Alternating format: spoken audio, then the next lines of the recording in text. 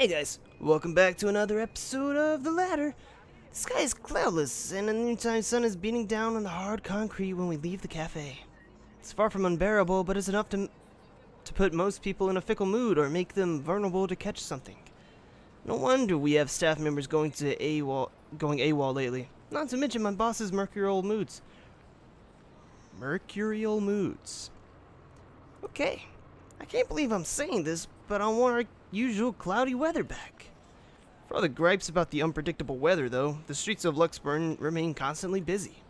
The hurried tapping of shoes against the pavement and inane chatter coming from the lunchtime crowd fill the humid afternoon air. A small reminder of the things we still have to do, regardless of how much I want to return to the comfort of my bed. Back to Briar Realty for me, Zach to a meeting with a magazine publisher featuring luxury houses, and Becca to her lesson plans and books at home. But more than once I catch her sneaking a longing glance over something displayed on the shop window. Does she want to buy something? Maybe I can get it for her for Christmas. I turned my head at the last shop she checked out. A fleeting glimpse. The world stills.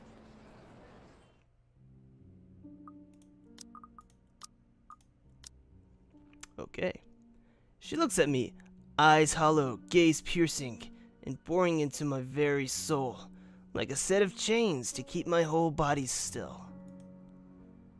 There are no shadows or whispers this time, just a face with eyes like Glenn from The Walking Dead.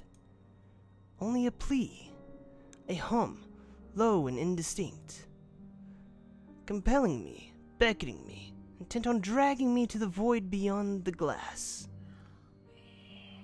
No, I don't dare move. My heart hammers against my ribs, each beat, every thump, screaming at me to look away and make a run for it. But I can't. I couldn't. All of my limbs feel heavy, while my own breathing strains in the face of her calls. Help me. Oh, you can say it. Leave me alone. Okay, I'm putting my hand on the keyboard now.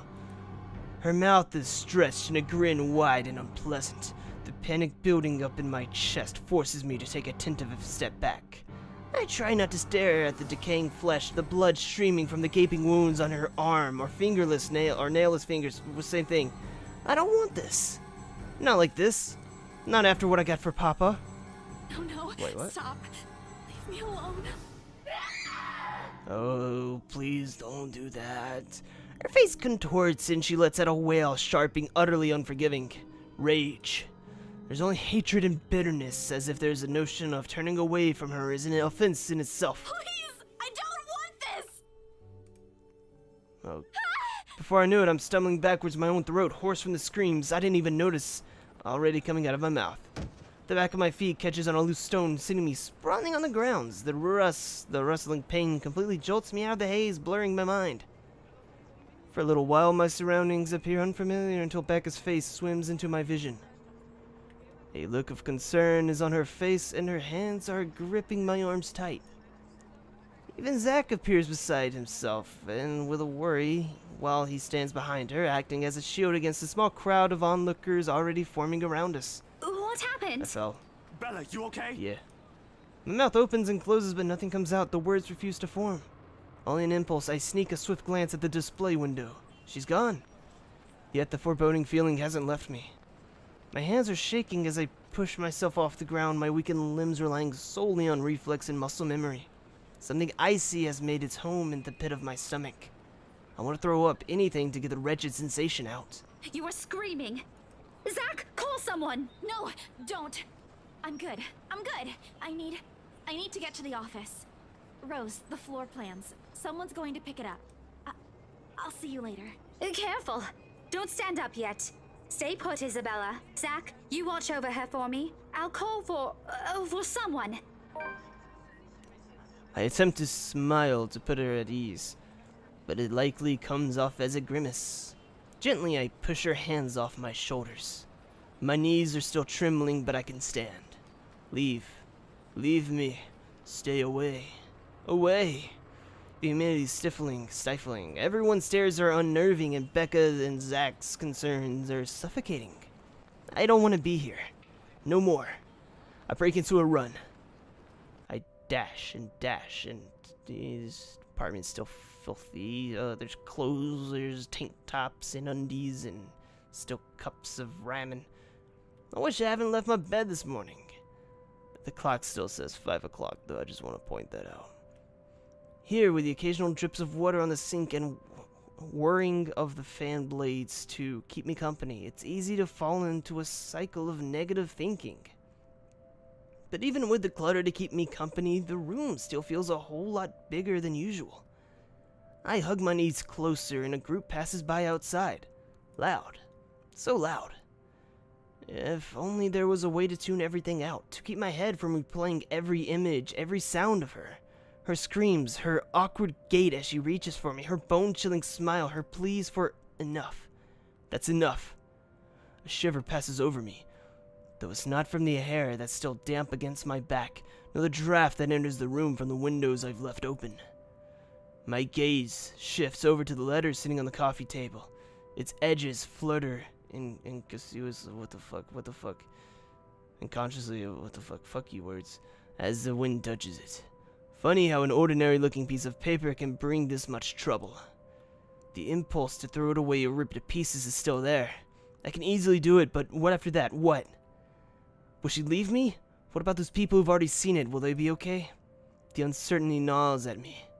Knowing that she's real might also go after the people that I care about. I just wish someone would listen. Believe me. The abrupt break in silence nearly makes me jump out of my skin. Blindly, I fish out my phone from under the mess of papers and cushions where I've carelessly thrown it before taking a shower hours ago. Zach's name flashes brightly on the screen. Is he calling because of this afternoon? Frankly, it's the last thing I want to discuss, but I did leave the two of them there without saying anything. Knowing Zach, I bet he's worried. Hey, Zach. Oh, good. I thought for sure you're not gonna pick up. Sorry, it took me a while to find my phone. No worries. You game tomorrow? I pause. I don't recall making plans with Zach for the weekend. Did I forget something? About the priest? Remember that guy I told you about? Back in the movies? The, priest? For the blessing? Does it ring a bell? Oh, right. I did say that, but I didn't think he'd actually go through with the trouble, especially after what happened with his film. Sometimes I forget how kind Zach can be. Yeah, I remember. What would his film getting negative reviews do with him not contacting the person he said he would contact? Oh well, it's fine. No complaints. Is he fine with it? My friend doesn't mind. We're lucky he's not busy. So, tomorrow, he'll meet us at the mansion. The exorcism Okay. of the Sorry mansion. for the trouble, Zach. Hey, no problem. I'm the one who suggested it to begin with. And, well, this afternoon you did surprise us. Never seen you scream like that. You scared the hell out of Rebecca. I guess I owe you a lot for this, huh? Nah, we're cool. You had us worried. But I know you'll tell us about it eventually. Okay, before moving forward, I want to check this branch. Okay, it's at the very fucking beginning. Okay, so I'm going through the top route right now. Holy shit. The bottom route had so many more options. What the fuck? Did I choose poorly? Like, what was that? Question? Instant Noodle Days. Oh shit, the Zach one would have got so much more shit out of it. And then the common route, and then the story update. So since it shows the priest, it's just gonna cut straight to this. Now, okay, so what would I have to do to get the middle one? Because I'm guessing this one would have been Ash's idea. That one I'm not sure about. I just want to make sure you're doing well. You left all of a sudden and you're not answering any of our calls. He's trying to get me to talk. Normally I tell him I'm fine, say a few simple reassurances to put their minds at ease. Now nothing will form. I can't bring myself to say anything. He seems to have sensed my hesitation because he immediately changes the subject. Yeah, anyway, I gotta go. I left something on the stove before making this call. Just soup. But it'd be embarrassing if I burned soup. I doubt it. Ashton, on the other hand. Oh, remind me to tell you about what he did with the pressure cooker next time. Oh, damn, it overflowed. Really need to get going. Bye, Bella. He hangs up before I can thank him. The busy tone, though, muffled, echoes through the receiver. No one is saying this will work, even I'm doubtful it will. But right now, I'll take anything. Anything to get out of this nightmare.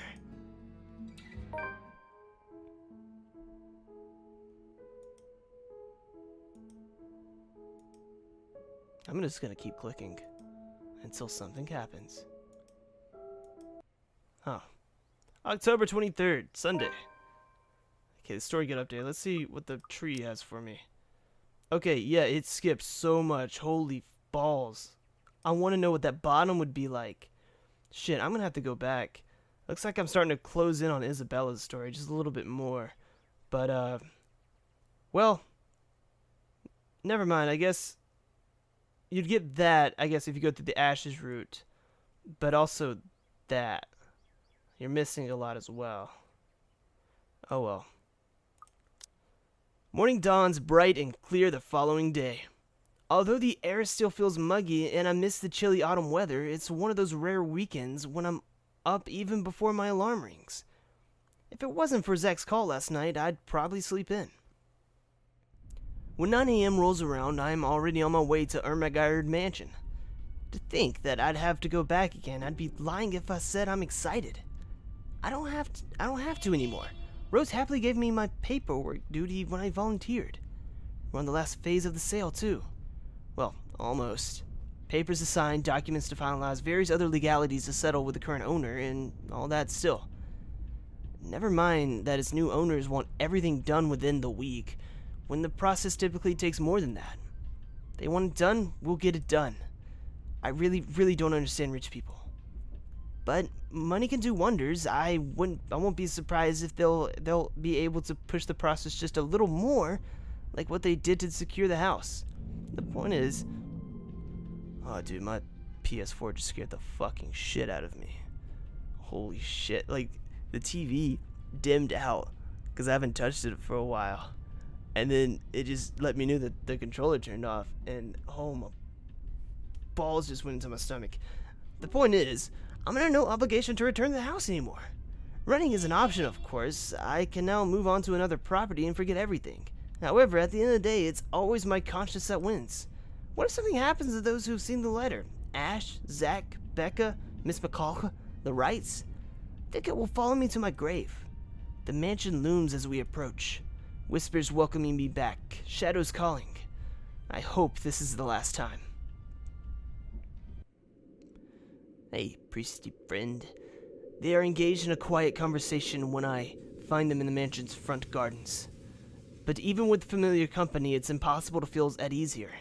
No matter who I'm with, the feeling of being watched is there, like the very place itself is aware of its trespassers. Zach, on the other hand, doesn't seem to notice. Or he simply doesn't care, or he's already used to it. I can never tell with him. Sometimes, he's almost as hard to read as Ash. Almost. At least Zach doesn't ask for as much as patience as dealing with than Ash does. And that says plenty about him. Miracle of miracles, how the two have ended up to be the best of friends. He waves at me as I approach. True to his promise, Zach has also brought his friend with him. Father Norman. Somehow I expected him to be older. Oh, don't be surprised. They say people who have found their calling are getting younger these days. You sound super fucking evil, and I don't trust you at all. Sorry, Father. I didn't mean to say that out loud. No offense taken. Though I admit I'm a bit surprised. I didn't think someone would ask this house to be blessed after all these years. You've heard of it, Father? In passing. The occasional rumors and talk by the locals, nothing new. You don't spend years serving the church here without hearing a random hearsay here and there. You never mentioned what you thought of those, Father. Ah, but he who goes down to the grave does not come up. He shall never return to his house, nor shall his place know him any more. But what I saw... May not be what you think. It depends entirely on what you mean by it. If you're talking about spirit beings, angels, demons, then yes. Are we talking about the spirits of people who have departed? The word makes it clear that once the deceased has left us, they are gone. But of course, I didn't come here to bore you with a lecture. No, it was enlightening, Father. Thank you. Just remember that a God who loves his children would never let them linger once the time comes. That's what my papa often tells me. Your father must be a good man. He raised you well, no doubt. Well then, shall we? Regardless of what it is, I'm sure the mansion's new owners would appreciate such sincere intentions. From a stranger, no less. He lets Zack and I walk ahead. A relief, this way he won't see how tightly I'm clutching the straps of my bag. Father Norman's probably trying to put me at ease. But the worry, the cold, restless, foreboding feeling has firmly lodged itself in my stomach, making its presence known with every step we take towards the house. Hey, you okay? No. Okay, Zack lightly nudges my side, careful, mindful of his motions, to avoid startling me, no doubt. Okay, let's see what this shit's gonna happen. This place gives me the creeps, it's nothing. Zack likes it when people are honest with him. I'm guessing, it seems that way. So, I can either be honest or I can lie. But we got a priest here. Our father. Same thing, right? So lying in the presence of a priest is bad juju. I'm gonna say this place gives me the creeps. It's hard to lie to Zack when he gives you that look. Fuck yeah, it went up. It's just there. The kind that implores a silent appeal. I'm not sure if he's doing it consciously.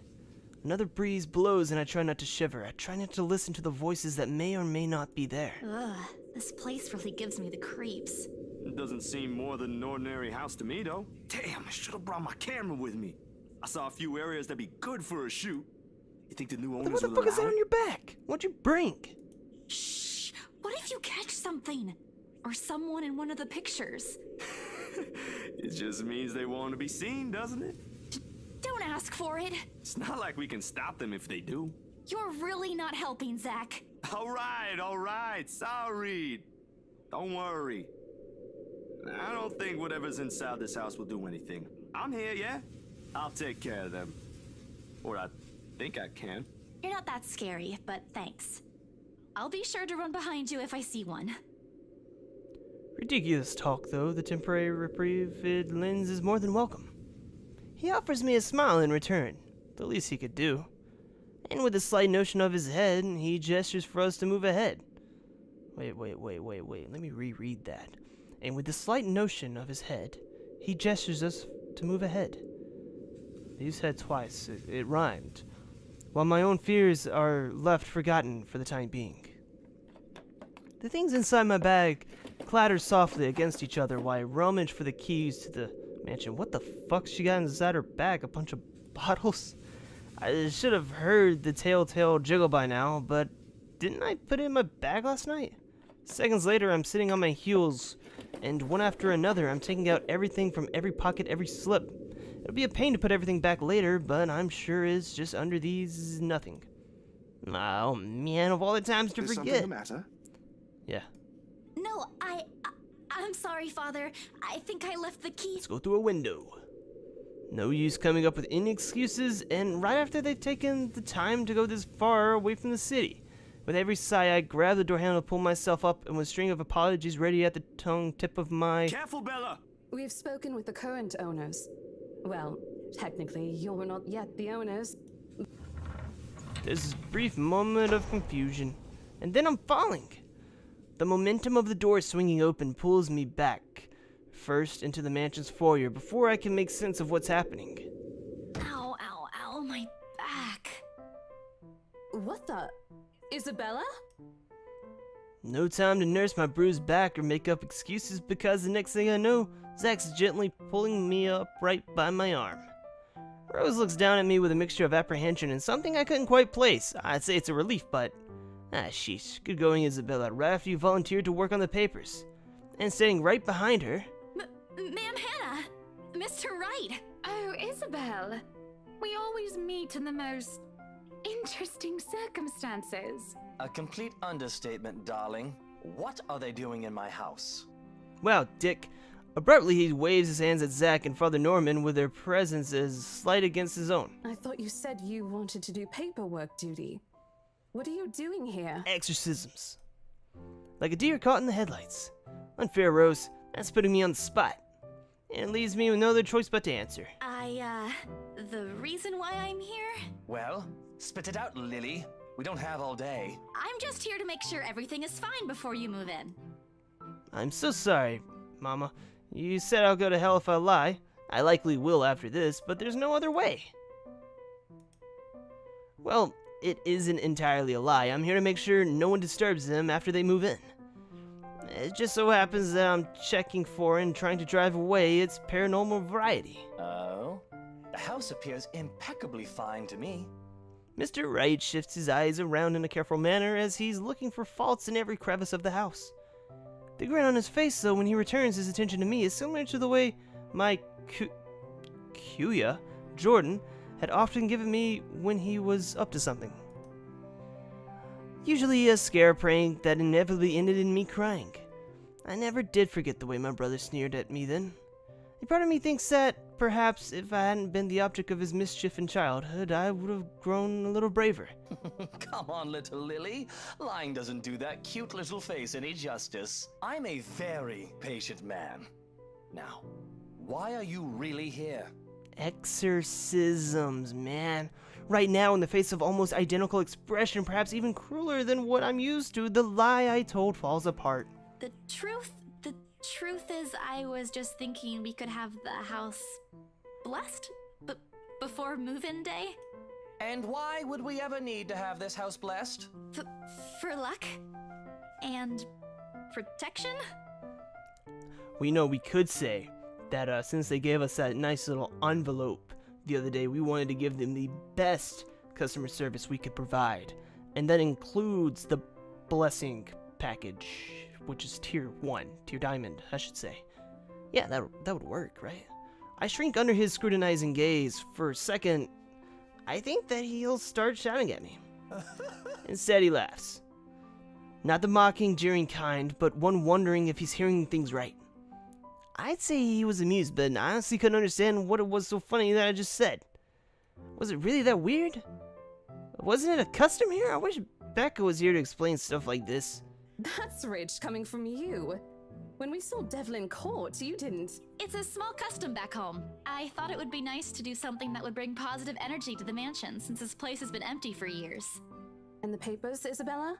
I hope you did those first before this. Of course I did. It's almost done, in fact. But there are some items I still have to double check before finalizing everything. You know I don't sign without a thorough inspection. And well, this is what this is for too. I just thought it would be more efficient to do both at the same time. Here I thought you didn't want to go back. A job is a job, Rose. Gotta do what you gotta do to make a living. Oh, well, if that's the case, then go ahead. No need to be so hard on her, Rosie. I personally think it's a nice touch.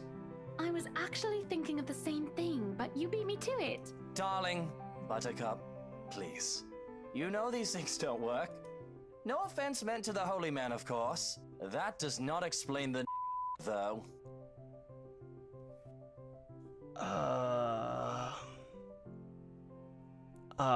What the fuck? God damn it, I gotta censor shit. All of a sudden, there's an awkward silence that even Rose, of all people, seems reluctant to break. Although a desire to do so is evident in the way her eyes nervously shifts to Mr. Wright. God damn it. There was a warning before this game started, and I thought it was just some bullshit, stupid stuff. But like, it mentioned sexual themes, so I was like, fuck, I'm probably gonna have to edit some shit out. But now I'm definitely gonna have to edit some big shit out. Cause, you can't say that, Mr. Wright. You can't say that. That's the face he makes only when he desperately wants to give someone a piece of his mind but chooses not to. Mostly to avoid confrontation or fanning the flames to an argument. He has always been like this. Even among his own friends, he chooses to take a placiding stance despite holding opinions of his own. Not that I won't say anything. I know Mr. Wright's a client, but you can't just say that in front of other people. In front of Zach, no less. It should just be the first part. It doesn't matter who it is. You can't say it. If Ashton were here, I knew he wouldn't stand for it, and neither do I.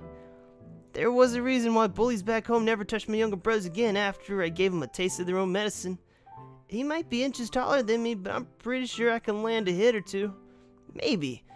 If only I'm not going to get in trouble with BRC for it. But before any punch could be thrown, Ma'am Hannah cuts in. Lucille Mitchell Wright. In a voice too firm, demanding his complete silence. What? Instead of answering, she merely crosses her arms and shoots her husband a sharp, disapproving glare. That seems to have done the trick.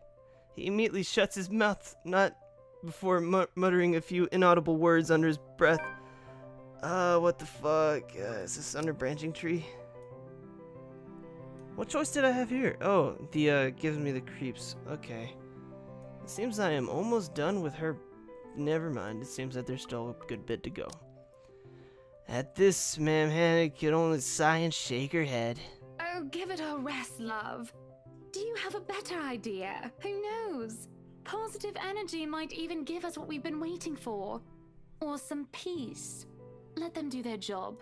What have we been waiting for? I don't think I was ever informed of. Nothing you should worry about right now. Anyway, we've still got a few things we need to discuss with Rosie here. Over lunch? I hope you don't mind, Isabel. We'd love to take you with us, but... Oh, no. Go ahead, ma'am. This'll take time. That's why there's 2 of us working on this. Rose looks like she's about to murder someone, probably me. At least she won't have to stay on haunted property. She's getting the better end of this deal, if anyone's going to ask me. Oh, wonderful. I hope the next time the 3 of us meet, it'll be over a closed deal, Of course, ma'am. Please look forward to it. Rose hurriedly hands me the keys to the house before leaving, mouthing reminders to secure the place and harmless threats for throwing her under the bus. I return it with a reassuring smile of my own, even if she's the one who forgets. Sheesh. And just like that, gone, just as quickly as it appeared, fleeting from one scene to the next and leaving me wondering if this is simply what's typical for the rich and famous. If so, I'd rather stay in my rundown apartment or our little shack back home. There's still joy in the smallest things, after all. Okay, guys, that's gonna be where I end this very, very exciting episode of The Letter. So many things happen, so... I don't know what's worse, seeing the ghost or the racist dude.